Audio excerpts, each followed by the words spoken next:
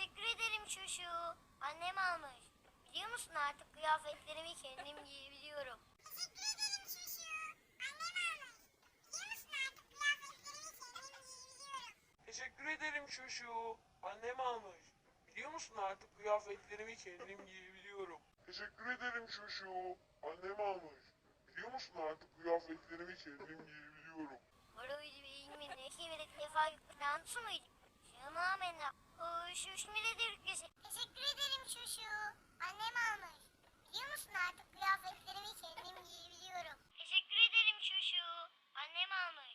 Biliyor musun artık kıyafetlerimi kendim giyebiliyorum. Teşekkür ederim çocuğu. Annem almış. Biliyor musun artık kıyafetlerimi kendim giyebiliyorum. Teşekkür ederim çocuğu. Annem almış. Biliyor musun artık kıyafetlerimi kendim giyebiliyorum. Teşekkür ederim çocuğu. Annem almış. Biliyor musun artık kıyafetlerimi kendim giyebiliyorum. Teşekkür ederim çocuğu. Annem almış.